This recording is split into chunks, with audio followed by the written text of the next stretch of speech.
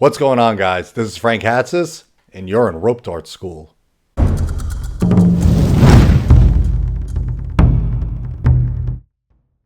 All right, Dartists. Today I'm excited for this guest. He is one of the most recognizable and innovative fire rope dartists ever. Not that I've just seen, but like ever in the history of fire rope dart. He's been rope darting for 6 years and has become the golden standard of partner dart tech and dance. Yes, you have. Do not shake your head no, because you have. A teacher who has hosted meetups back in Sacramento and has also taught classes in Los Angeles, as well as taught at prestigious fire arts festivals, including Fire Drums. His passion and knowledge on rope dart is radiant. Ladies and gentlemen, the one and only, the amazing Adam Busch. Aw, thank you. So psyched to be here. Absolutely. And, so right now, Adam is in Bali. So while it is about 12 o'clock in the afternoon for me here in Brooklyn, it's about 12 a.m. midnight for him in Bali. So I appreciate him coming on and sharing everything he has to share with everyone, taking this time instead of sleeping, which is so important when you rope dart so much. Right. What's that? I said that's right. Yeah, we need our sleep. Absolutely. Sometimes, right? I'm just going to go ahead and get right into it. The first question I ask everyone that I interview is, what got you into rope darting? So I tried poi a bunch of times and like it never clicked. I was kind of around fire spinning for quite some time. Like I first went to Burning Man in 2012 and then started like getting really like Burning Man culture in like 2014, 15. And so yeah, fire spinning was like around and I tried poi and like that was the only one I ever tried. And I was like, this like is not for me. And then in like 2019, there was two events that kind of like really sparked it. One, my friends in Sacramento had a really awesome like circus performance.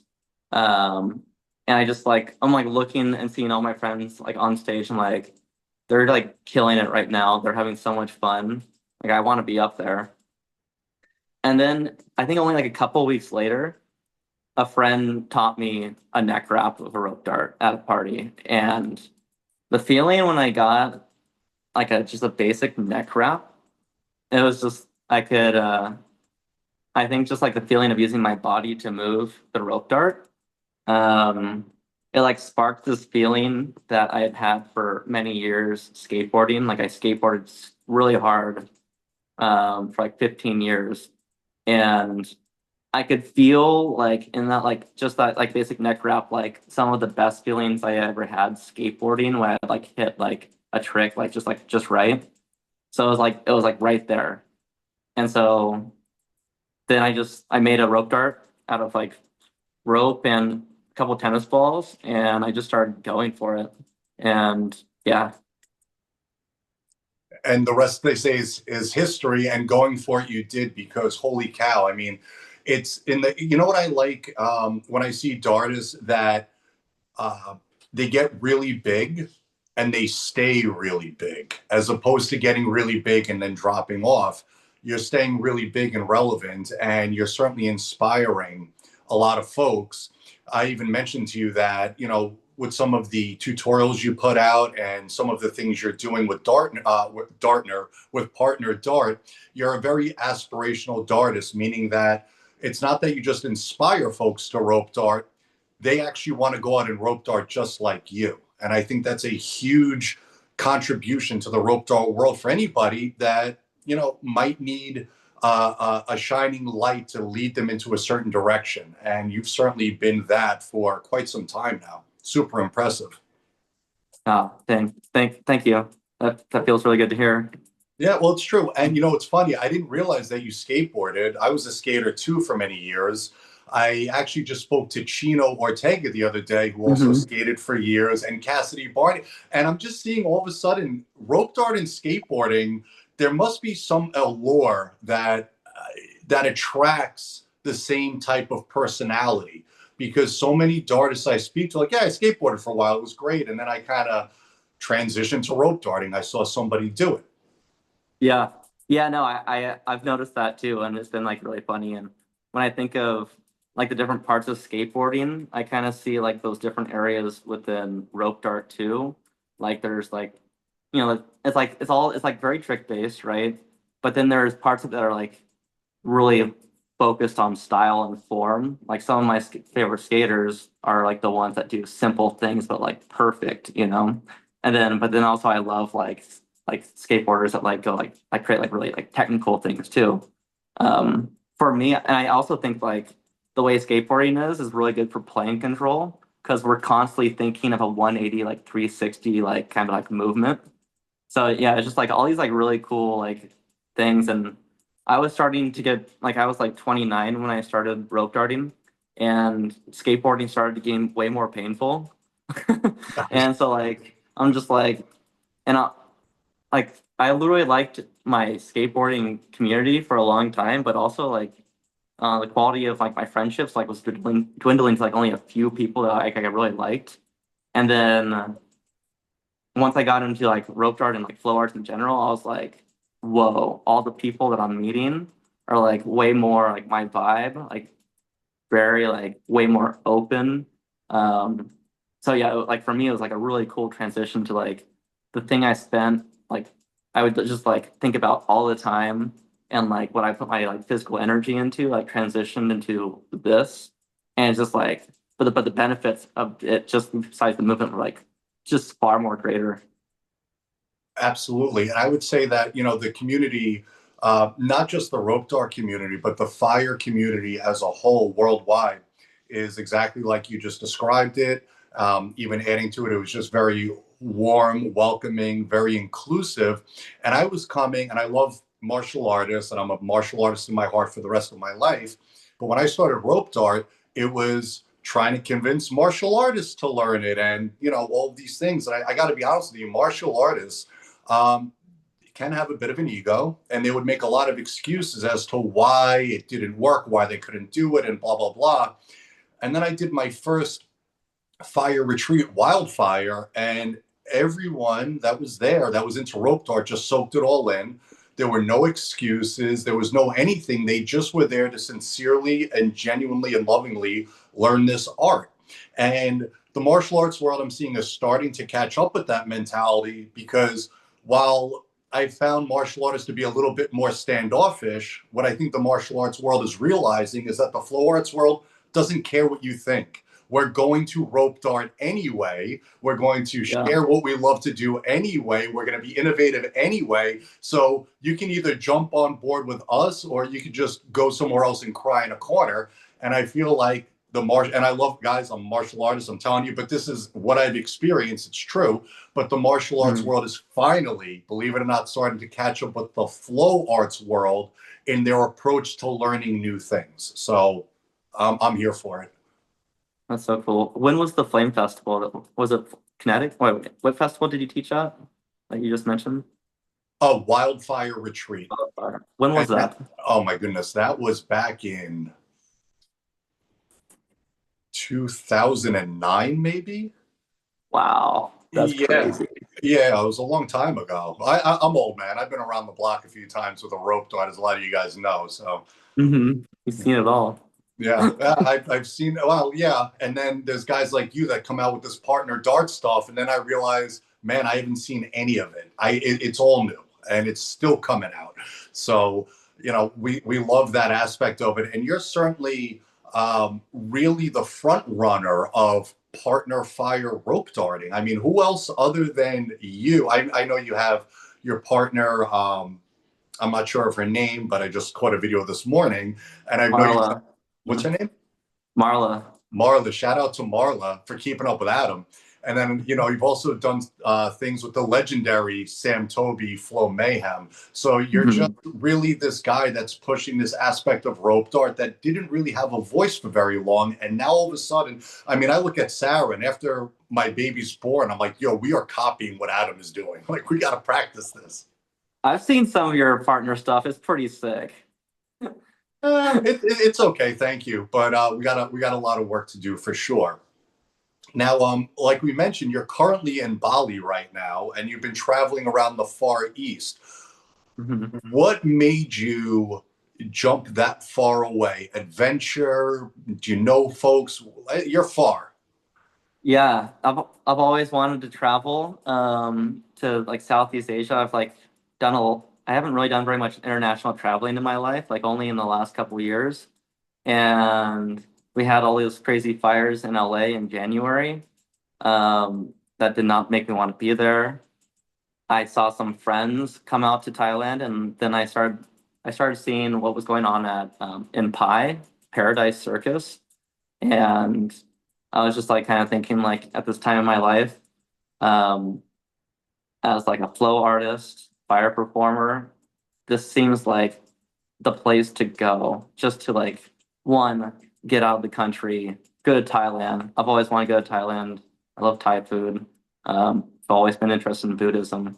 And then like on top of that, meeting flow artists from all over the world in one place is like a really special place. So like all those little things. And then also that was in Thailand. I'm in Bali. Bali's also been just like, just like one of those places like, that sounds nice. And yeah, here I am just doing it. That's beautiful. And, I always encourage, I mostly speak to rope artists, but any flow artist or fire performer, I guess they're kind of one and the same. I always encourage them to travel because whatever network you think you have in your country, like you said, when you go to a place like Bali, you're not meeting more American fire spinners, although I'm sure there are some there. You're meeting fire spinners from all over the world. And all of a sudden, you go from a either regional or a national network to a completely worldwide international network. And Yeah. yeah, I came to that realization the first time I went. I taught and spun fire in Cambodia. I was one of a few Americans, and everybody else was from a different country, Europe, anywhere. And all of a sudden, I had in times that I might have needed networking and opportunities. It's like, oh, I know somebody in London. Like, who could I, you know what I mean? Oh yeah, oh that guy, I know that guy in he's in Bali. Yeah, no problem. Let me just hit him up on Facebook, kind of a thing. So I'm glad that you're doing that. How long do you plan on being in the Far East? I'm going in to only be here for about 2.5 more weeks. It's like a total like 55, 60-day trip. Yeah, Okay. it's coming to an end. Okay, well, obviously you probably want to keep that slowed down as much as possible. So, you look very happy and vibrant as Mm. always. So it seems like it's been a very therapeutic, good trip for you. Oh my God, it's been such a beautiful adventure. Yeah, yeah. Just today I was like, um, there's some like really I've seen some really cool like single poi partner stuff coming from out here, like really cool weaves from like his one Instagram, his name is like Zeb Nomad, and then like Kitsune, and then Lux Lucius.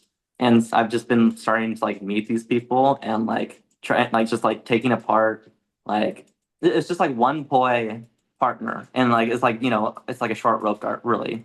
Um, and yeah, I'm like really excited. Like I saw these people, I'm like, I gotta meet these people and just like suck that up because like partner rope dart with like really cool weaves with like extensions. I'm like just like that's where I want to do more. I'm just like so psyched on that. I was just doing it today.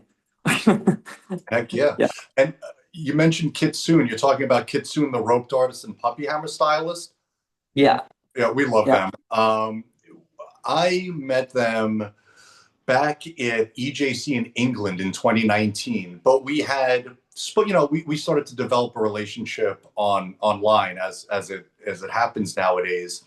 And yeah, Kit just blew me away with everything they were doing with a rope dart. And now that Hmm. they've kind of transitioned to puppy hammer a little bit, which it breaks my heart a little bit, but it's fine. They just look amazing with anything that you put in their hand. So that's Hmm. wonderful that that you got to hang out with Kit for a little bit, or maybe a lot. I don't know. Just a little bit. Kit, it was really busy in Pi. They are like an organizer for the Paradise Circus. And so we Oh, we got to spend just like a little bit. I saw them perform and just like kill it on stage. Yeah, what a badass. yeah, absolutely amazing. And I'm sure you're probably meeting all kinds of great fire spinners there. But transitioning over from performing into teaching, because I know you've been doing a lot of that, at least stateside. What about over in the Far East? Have you been getting any teaching time in? I taught a few workshops at Paradise. Yeah. Um, I taught, what did I teach? I taught like a cradle class. I've been like enjoying teaching like 101 like cradles. And then yeah, I did like a slack lift class and yeah, it's been pretty cool. And just like like anybody that shows up. Oh, Marla and I did a partner rope dart workshop at this festival in Thailand. And this was fun because we had probably like 14 or 16 people all like swinging rope darts like at this festival, and people were trying to walk through and it's just like, no, you can't come in here. But it was really, it's cool because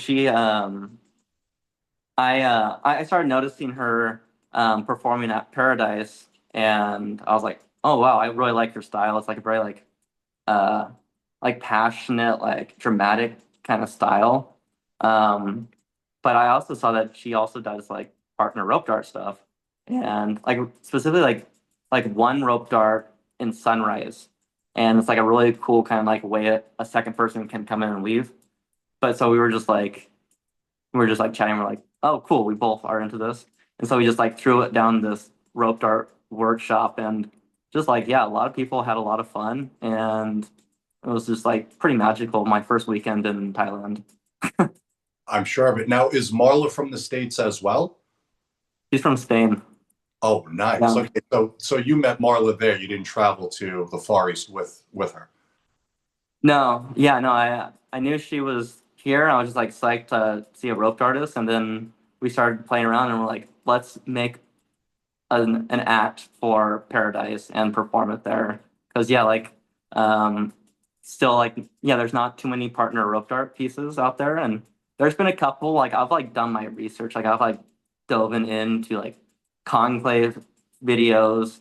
Dresden and Sterling would do some like really cool partner stuff, and but still like it just doesn't happen very often. Yeah. So we were just like, yeah, let's like blow some minds, and like also like uh, whenever I create partner stuff, it's like it always feels like I'm trailblazing because I just haven't seen too much of stuff, and I'm like built kind of like a catalog of like moves and like styles and like pieces that work. But I'm always also like always like, how can we push like this one thing with whoever I work with? Like it all started with doing stuff with Christina Orzako and in Sacramento, like right when I'm like a baby rope artist, fire spinner, and we created super epic stuff. Performed at Fire Drums, and it just like blew minds. Like it was so cool, and I just like every person that I spin with has like a unique style, like different moves that they're good at or bad at, and then like aesthetic wise, everybody's different. So it's like just such a cool way to create. Yeah. Absolutely. Yeah, I remember seeing the video of you and Christina perform at Fire Drums a few years back, and my first thought was obviously it was amazing, and just because it was so clean, I don't like. Oh, it was just amazing. It was just super clean and crisp and well synchronized. But I remember thinking to myself, oh, this guy's busy doing the things that I've heard a bunch of people chatter about for years. What everyone's been Uh, talking about doing, this guy's doing it. And I have a keen eye for these things. I look at Sarah and I say, watch what this guy does with partner dart stuff. This is just the beginning. And, when it comes to the rope dart, I'm usually right, just saying. And here we are. So, yeah, we're doing it. It's so fun. yeah. So cool. Now, going back into teaching, just to stay on the subject for a little while longer, because you're such an asset in the teaching world of rope dart. When you come back to the States, do you have any plans on either festivals? Are you picking classes back up again or anything like that? Yeah, no plan or fire drums. I applied to be a teacher. Hopefully I get it. Um, this last and like starting last September, I started teaching at an aerial dance studio called Jagged in LA, and that's been like really fun. Um, I've started doing basically like a month series, so like 4 classes. Um, and I've done several cohorts since. And so I hope to pick up where I left off with like some of my students there. And yeah, teaching rope dart as a series is like the way to go. I would have classes where it's just kind of like a drop in. And it was like always a mess because you'd have one person just starting out and then like a couple other people that are like, know certain things. And it's like really hard to like, when you have someone completely new, to like bring them into a place where they can have fun and actually like progress.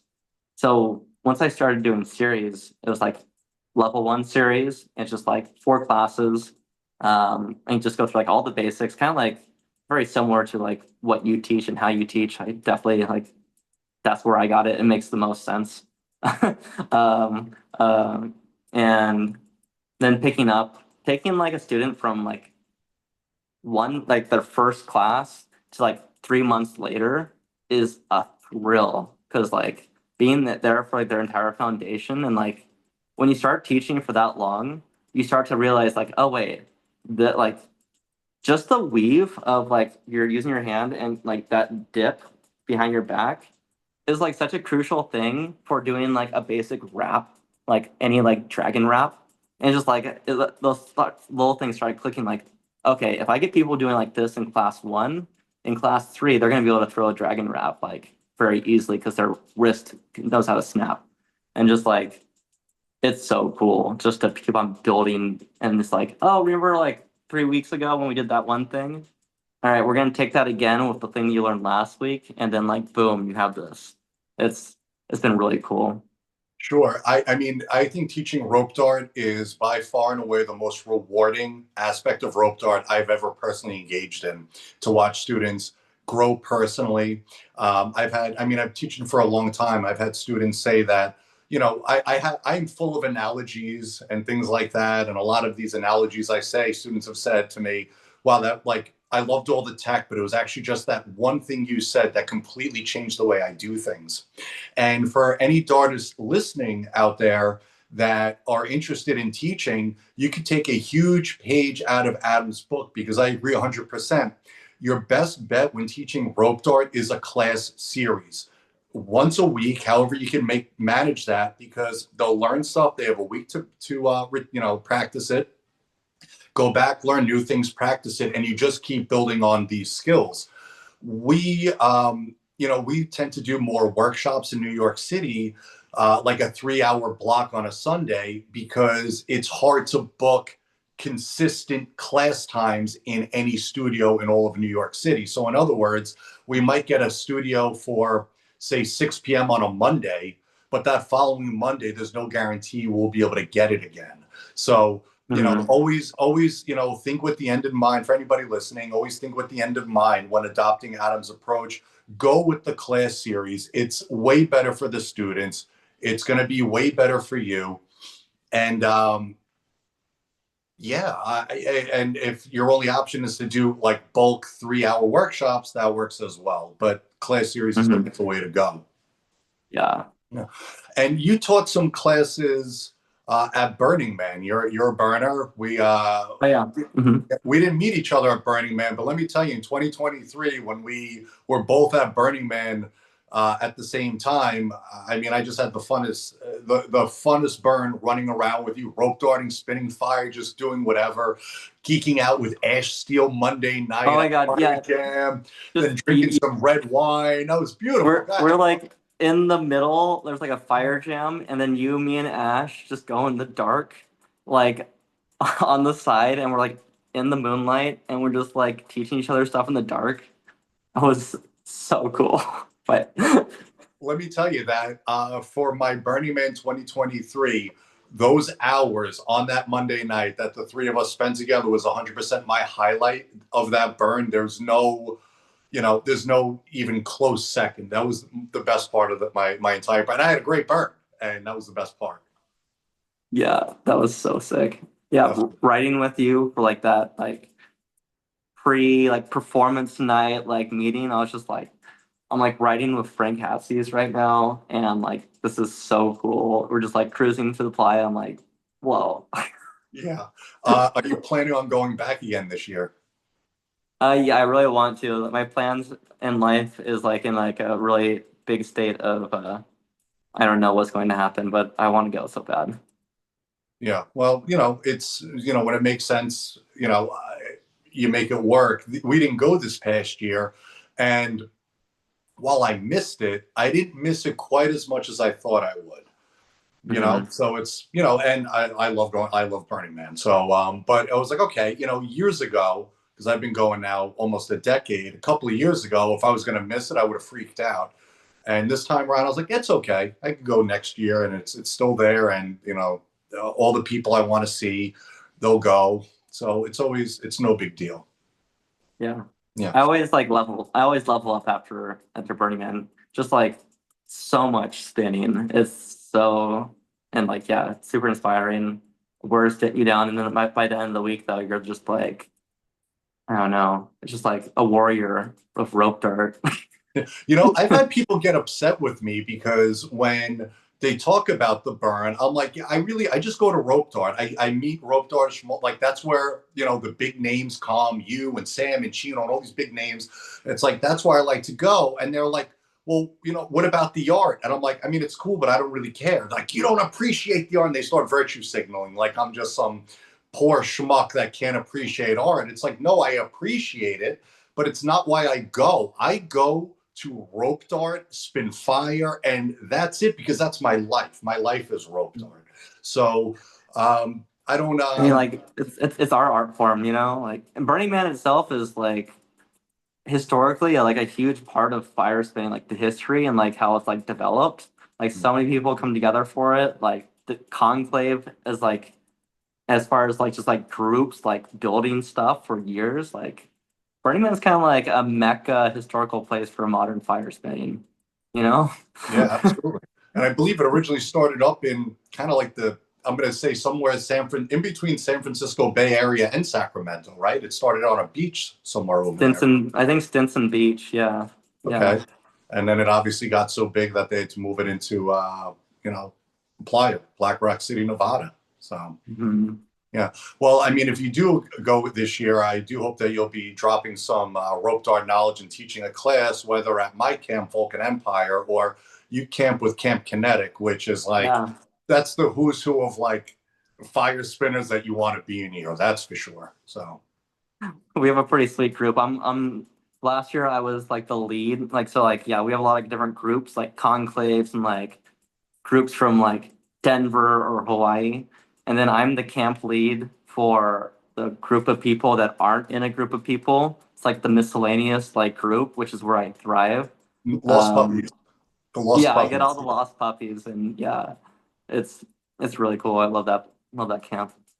Definitely. Now, with partner performing, you originally said, your first partner that you performed with was Christina Orozco. I think I said her last Yeah. name correct.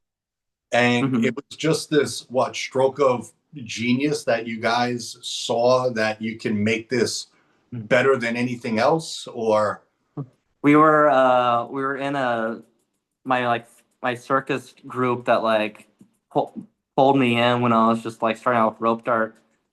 We had a Halloween show and Christina. There was only a couple of rope darters in Sacramento, and Christina was the best one. And so we just like started creating stuff, and they were like, we should make a partner piece. And that original one like never saw the light of day because she got COVID and whatnot. And then like a year later, we're like, we should make another one and like perform at festivals and just like go for it. And yeah, that's just like what led to we've spent like just hours and hours like creating and like learning how to synchronize and all this stuff. And it was yeah, so cool. can I tell you that a dream of mine would be to see you and Olivia Venner doing a partner dart piece? The two of you would blow the fucking lid off of anything partner dart, I think. That'd be wild. I don't know if I could keep up with her, but like I'll try. Right? I mean, she's amazing. I mean, we love Ollie, but I think that the two of you, it's so obviously apparent that you guys got to get together at some point and get some Yeah, let's do dark it. stuff. Oh my God, that would be. I would pay to Her see that. That's a show I would pay to see. her style would be like really interesting to try to combine because it's like so like ferocious and like beautiful. It'd be like I'm like because of like Christina, we were able to like jive really well together. Sam and I have like a similar style, and like I know what her style is, and I could work with that. And then Marla and mine is also like very like it was like easily cohesive. When I think of Olivia, I'm like, how would I? But like I would try. Yeah, I look at the two of you. You would be the sober yin to her raging yang, and it would come together Mhm. beautifully, I think, because you're right. I mean, you guys have very different styles. I mean, she's pretty much in a category or all of her own, just because I mean, she has like a real dance background, and it's like, oh Seriously, wow, like yeah. you don't even need a rope dart. You could just dance, and it's freaking cool. And then what I love about Ali is when she dances, the rope dart is in her crutch. And when she rope darts, the dancing is in her crutch. She's just great at both and brings them Yeah, together perfectly. So, yeah, that would be absolutely wonderful. that'd be cool for Yeah, sure. yeah. Now, going back a little bit, I saw that a while ago you taught a workshop that was very specific, and I'm bringing this up because it's so important, and I'll say why in a moment. But you did a workshop that was specifically revolving around teaching hoopers how to rope dart. And why that's so genius is anybody listening, you might not believe this, but it's true. The hoop is the closest prop to a rope dart than you'll ever pick up. Most think it's a puppy hammer or poi or even levy wand, something on a string, but it's just not true. When you look at the way a hoop is a circle, a rope Hmm. dart spinning is a circle. The planes are the same. An elbow shot is basically doing an iso pop. Doing a isolation spin with a hoop, I was able to do it very easily. By the way, they have me in the hoop group in my Burning Man conclave this year. I'm able to pick everything up very quickly, and I realized that when I do an isolation, the same way that I follow my hand to keep my plane straight is the same way that I follow a dart when doing a non-stall.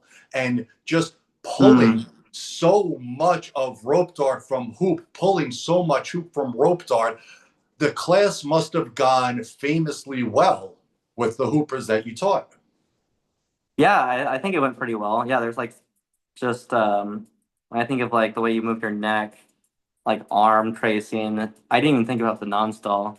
I was just like, yeah, like I'm gonna try to build off of whatever skill sets I think Coopers have as much as I can for rope dart. And yeah, it was a pretty good class. There weren't as many like just like strict Hoopers as I thought there would be, but like yeah, the thought was there. It was good. Definitely. I And think. go Mhm. ahead. Go ahead. I've been thinking like of like rope dart and staff a lot lately. It's like especially like with like slack lifts and like tracers. I even like am starting to use like some staff terminology when I teach somebody that I know does staff, like rope dart stuff. Cause like yeah, there's a lot of like also like tangents there between staff and rope dart, I think.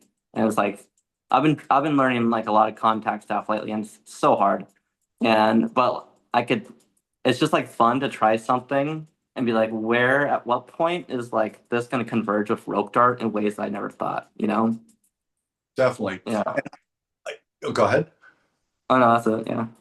I always found because I think that everything transfers over. It's like, look, we're swinging a prop. So while there's going to be some things that just don't translate, there's also going to be some things that do. I always found um, I always looked at staff and rope dart differently just because of the energy involved in not only the prop, but in your ability to manipulate the prop. And I always brought that down to a masculine and feminine energy. And, when you look at rope dart, really the best rope dartists are relatively body wise kind of stiff because they embrace more of the masculine energy and you have the rope dart, which is obviously a flexible prop, is going to be a female energy. So you stay as the base, and you let the like the masculine base, you let the feminine energy wrap around you. Now, when you look at and these energies can be switched. You mentioned Ray Candon, Ray Blue a few minutes ago, and she's amazing at doing rope dart in a very feminine way. So you could play around with the energies. I always found that staff was more you as the staff spinner. You're the feminine energy, and the staff being the stiff thing is the masculine energy. And while the stiff thing doesn't bend, your body does in order to manipulate it. So, I Mm. always try to explain that difference to beginner darters. And this is not a hard and fast rule for everyone listening, but I do like putting rules in place for beginners because it gives them kind of like a sandbox to play in without spilling Mhm. any sand or falling out of the box. And I always say, look, stay as stiff as possible. You're the masculine energy. Allow the rope dart to be the feminine energy. And darters beginners who take that approach end up doing really well with rope dart in my from what I've observed with my own eyes. Yeah, yeah, I could definitely see that. Yeah, Yeah, yeah, that's super interesting. From what I've seen with staff is like body posture is like so important. But and same thing with rope darts, like good form and like a strong like arm or like knee, like goes so far to like create the move. Yeah, absolutely. Yeah, super interesting. yeah. And it's a Venn diagram because you can have the things that are uniquely rope dart, you can have the things that are uniquely staff or any other prop, and then somewhere in the middle they do come together very harmoniously. So that would be cool to find out whatever those harmonies are and maybe do a rope dart and staff piece. Because if anybody can make rope dart and staff piece look absolutely hot AF, it would be you. So, you know, I'm trying so hard. well, pressure, it's coming. It it's still crazy how like how many like when I look at like I'm traveling, I'm seeing like all the people and all the props that they spin. So many staffs out here. There's like sticks everywhere. Rope darts, very few.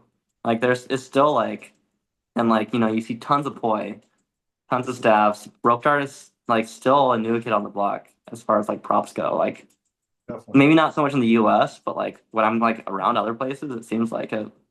Definitely. And this is where, I'm not like a holy roller or anything, but a biblical line is, if there aren't a lot of rope artists there, that makes you the salt of the earth. So there is, what isn't there, you're there to bring. You know what I mean? So it's look at yourself as, again, analogies, when something is very bland, like staff spinning. Just kidding, but you know what I mean. But when something is bland, what do you do to increase the flavor? Well, you add a little salt. So you're finding all of these flow artists. They're all spinning staff. So just sprinkle a little of that, radiant flow, flow, Adam salt on them with that rope dart, and that could be one of the biggest reasons why you're there right now. You don't even realize it, that you're influencing folks on the other side of the world to pick up a rope dart.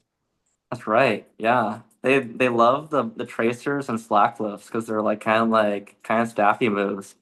It's like a Oh really yeah. good way to ease them in.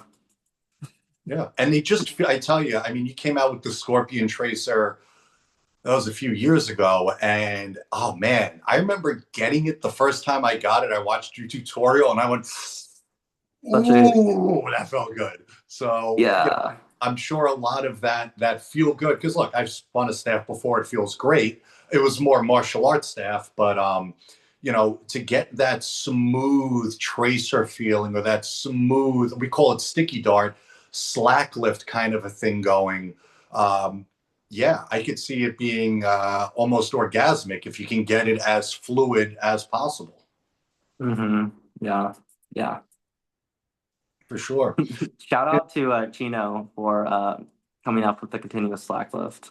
That move is like there was a point in my life where I didn't do those, and then I started doing them, and like it's just like the beginning of like a completely different style of flow in rope dart. It's like I've like really got down the rabbit hole of like an anchor based like style, and like it's like all like so much comes from that. It's like every shot I do, my retraction is almost a slack lift, and then it's just like back to home base. Yeah, it's Uh, been really cool to like explore this. It's oh like, yeah, absolutely. Oh, go ahead. oh yeah, I'm just like kind of like there's like I remember one time I was watching a video of you. For the longest time, I like would not touch trying to like imitate or like learn your moves because I was like, how am I gonna do that? Oh, It was just like so fast and so like perfect. But one day I was like, I'm just gonna like try to rope dart really fast, and I saw you also like just like moving like slack around up your body, and I probably spent like an hour or two just like trying to do like foot shots really fast, knee shots and elbow shots while also like moving my like anchor arm from side to side and things like that. And I swear like that like started like my like this like style that I've been like really going into. Some I'm like so I really like the idea of the slack lift. It's just like such a cool idea because you can control if you want to go into a pirouette shot or not from any wrap that you go to. Like, because like pirouettes are like been like my favorite for so long. But then also like in martial arts, it's like you like have a dark plane move, and then like if you want to do a straight shot without like raising your arm or like pirouetting, slack lift shot. It's like, and also like once you start incorporating more of your non-dominant side, I swear like the flow state part that I see in like other props, like that are two-handed, it becomes like more apparent in rope dart, for me at least. That's my no, I think spiel. Yeah. yeah, no, I didn't mean to interject, but I agree 100%. You know, rope darting. I think rope darting is a very technically challenging thing to do, and then just in life, you know, you go shoot basketball at the park. It's like, oh my god, this is so easy. Like this is like stupid easy. Like doing all of these other athletic things because when you train so hard with something like rope dart, which is so difficult, everything else is just I don't want to say easy, but it becomes more accessible for some reason. Hmm. That's what I found anyway. Yeah. Yeah, maybe. There's the point where like rope dart like it's always so hard for me to do certain things, but it just became like so like relaxing. You know, it's like I could go and have fun with it. Actually, that's what I like about it, and what I preach to other people is like the skill development rate is like it's like a nice slope that just keeps going forever. You know? Yeah, absolutely. And I just wanted to say, by the way, you made my morning if it was a video of me that you watched and got you doing Slack, what the story you just said, that just made my morning because if I, had even a small part, even like 0.5% of, you know, uh, Oh, just yeah, just being there, even virtually to maybe inspire you. I mean, that's amazing for me to hear because obviously I like you as a friend, but I also admire you as a rope artist. oh, dude, yeah, I definitely go through. I like to channel other rope artists and their styles, and like I'll definitely go through like crank phases, which really just usually means like me trying to increase my speed and like agility, which is hard. And like I just like try to like train like you every once in a while, just to Well, switch it up.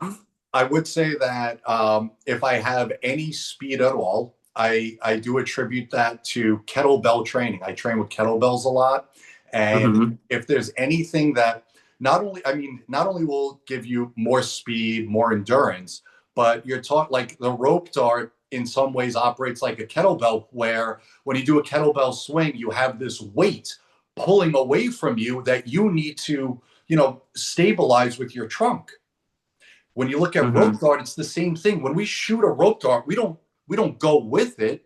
We stay. And the kettlebell just it keeps that trunk stability. It gives you a crazy amount of endurance and conditioning, and it will 100% increase your speed like crazy. So anybody, I mean, I don't, look, I think there's guys out there like Instructor Bensei that'll eat me for breakfast with their speed. But for me, I kettlebell, and that 100% has increased my speed in rope darting. Nice. I kettlebell too, and mace is also like really like an interesting thing to add for like I think rope darting too. Oh, absolutely. Like Indian club mace training, absolutely. Hmm. Yeah, I've tried Yeah. that long ago, and it was great. I just don't have any in my at Dart House anymore. So, Uh-huh. you know. Well, oh man, this actually went by way faster than I thought it would. We're coming up on an hour. It was a great conversation. Before we go, I didn't know. I have a question to ask you, but I didn't know if you had a message for any rope artists out there that you wanted to leave them with. Okay. Um, I guess I guess it just comes from like my own experience, but just like finding the enjoyment and like the feeling of rope dart and just like the simple things of being able to like create momentum and like yeah, feel it like just being like super cognizant of like being able to like whip this thing around slowly and fast. It's like that's what's kept me going and finding like this like the feelings of enjoyment and like making like a simple move like really powerful or try and like go down a rabbit hole of something that like is too complicated for you, but just like knowing that you're trying to get there and like one day it's going to come off, like it's going to happen. Leg weaves took me 6 months to learn, and you know, like um, this, yeah, I think just finding like all the joy in all those little things is like what really like allows you to progress, but also just like maintain having fun. I'm like a big proponent of like if you're not like sometimes we it's good to push through being uncomfortable, but like at the end of the day, like you want to be able to like enjoy your time. I spend so much of my time not enjoying other things. Like when it comes to something like this, like I want to enjoy this. So that's for me at least. Yeah. Well, I mean, it certainly looks like you enjoyed a lot. And I just want to not gloss over for any rope artists out there that sometimes get frustrated. I hope you heard Adam say it took him 6 months to get leg weaves. So, and, we all look up to this guy. We all want a rope dart like him. So, relax, take your time. And it, like he also said, it will come. Just rest in the fact that if you keep practice, look, if you, here's the steps, guys. You ready? Find a technique that you really want to learn and throw 100% of yourself at it and do not care at all how long it takes you to get the outcome you want. If you Mhm. do that three-step formula, you will 100% get all the techniques you ever wanted. Yeah, yeah, definitely. And then also meet other rope dartists. I feel like I started rope darting right before COVID happened, and then I had rope dart during COVID. And I come out of COVID, and like I'm following like all these people on Instagram, and I'm like watching them. And then finally, I started actually going out and meeting people, and that's when my skill level just like started like being like boom. Like I was like, yeah, Yeah. yeah. I Meeting told other rope artists is so cool, and for whatever reason, rope artists are just like a really awesome group of people. Mhm. So yeah. Yeah. When you get around folks that share a similar passion like rope dart, you can't help. It's almost through osmosis that you absorb a lot of tech concepts, ideas, just thoughts about things.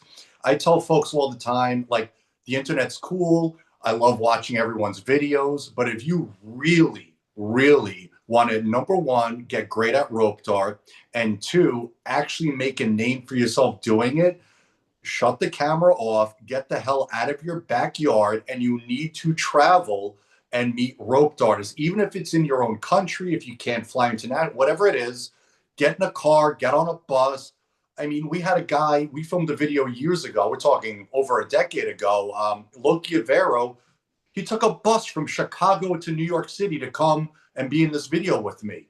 But that's what, and he met other rope artists, Philip Passat, Hmm. Fino Driaco, Sterling Bishop. He got to meet everybody, but that wouldn't have happened if he just stayed in his comfy, on his comfy couch in Chicago. So that's another. You're just dropping knowledge bombs, Adam. I hope everybody is writing this stuff down, and I hope they implement what you're saying.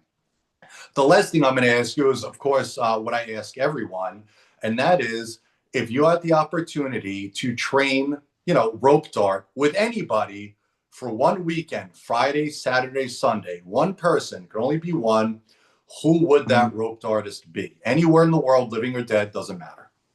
Mm-hmm. I've been like blessed to like spin with so many awesome people in person already. So it's like this like who have I like not met? And it's like a toss up between No. It can only be one. No toss ups. It's got, yep. Nope. We do not allow this. Sorry. I'm going to be a pain in the ass here. no. That's what makes it difficult. I want one. Uh-huh. Okay.